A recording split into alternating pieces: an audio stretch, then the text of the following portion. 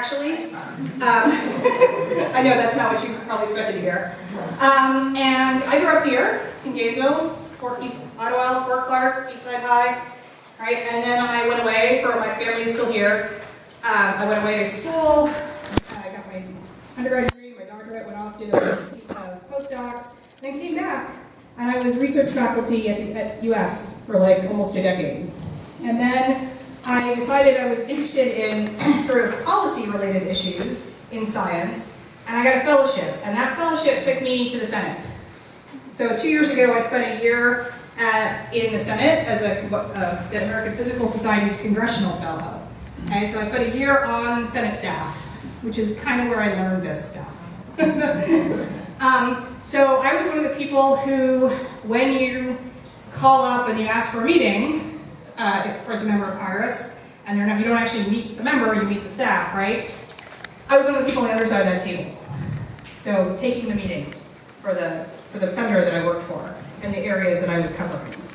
I now work at the National Science Foundation, and I work for the National Science Board, which is it's the governing body for the National Science Foundation, and one of the things I do for them is take them over to Congress to meet members of Congress and to talk about science issues. Okay, so now I'm sitting on the other side of the table as the staff person helping them to have these meetings and how to be effective in them. And one of those people, our most recent member for the National Science Board, they are presidential appointees who run the foundation, and our newest addition is the UF president. So President Fox has just joined the National Science Board, and I just met him weeks ago. So that's the context for the information that I have, is like basically being the person taking the meetings and being the person helping other people go to meetings, right? So from that information is what kind of led me to write up. Did everybody get one of these handouts over there? This is my like one-page guide to effective communication. So one thing that I'd like people to understand is does anybody here know how many people work in a congressional office? Okay. So the Senate and the House have budgets for their members of Congress, and they can only hire so many people, and they only have so large of a budget. In the Senate, they're allowed to hire 18 people, and that includes their state offices as well as the DC office. Okay? And in that, they have to have the people who answer the email, and the people who answer the phones at the front desk, and the policy team, and their senior advisors, and none of the political staff, just the people in the office. So that's the Senate, and the House is smaller. A House member has less people than that, all right? So one of the reasons that people get what might be somewhat unsatisfactory responses when you send emails or write phone calls is because they get thousands of emails a day, right? And they get many phone calls a day, and mostly have interns, what they call legislative correspondents, answering those pieces of mail. Legislative correspondents, anybody know that term? They're the people, usually recent college grads, so 22, 24, hired to answer the mail effectively. That's what they do. They answer the email, they help answer the phones. They don't get to draft policies. They write these emails and they take it to the policy staff and the senior people, and they say, yes, we approve, this is the line that we're going to give everybody on this issue, right? So when you email them, or you call them, the people who answer the phone and send you an email don't have the authority to give you a detailed response, right? They don't have the authority to change the response from whatever was approved by, essentially the member of Congress, right? So one of the things that's frustrating for people when they call up folks in Congress or when they email them is like, I just got a form response, right? You're probably almost always going to get a form response.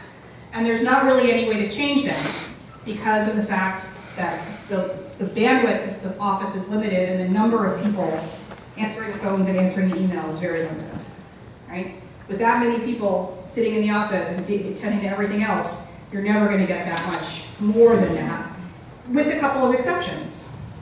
And so the couple of exceptions are if you are very personal when you call or when you email.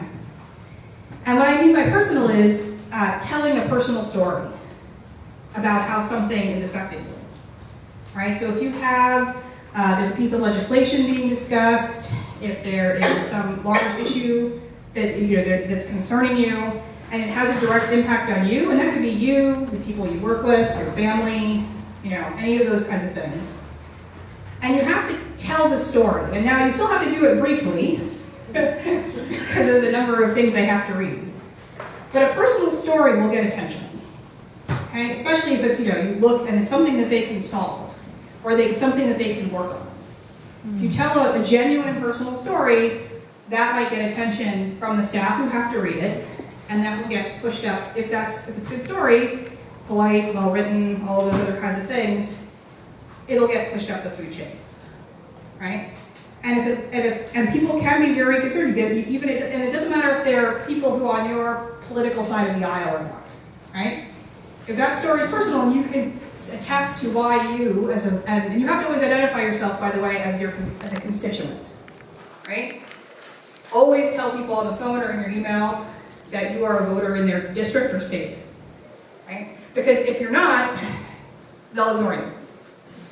Because of this volume problem that we just discussed, nobody here can call Paul Ryan's office and be paid attention to, right? He's Speaker of the House and he has a lot of power, right, in that sense, but you're not from his district in Wisconsin. So it won't matter. You can't email him. You can, but it won't get answered, okay? So fundamentally, they're always going to respond to their own voters. Right? So the key is to tell them how something is impacting you and the people you know locally, whatever that is. And you can do that on the phone, but keep in mind phone calls are usually shorter, right? And you can do that in email. I highly recommend both, right? I would call on an issue and give a little bit of detail. You know what happens to phone calls when they come into the office? Anybody got a guess? Go to an answering machine. Yeah. So sometimes they do go to an answering machine. If you're calling, and that's because the voice, if it's out of hours, or if there are people at the front desk who are busy, because they're also the same people who are answering the phones, by the way, are the ones that are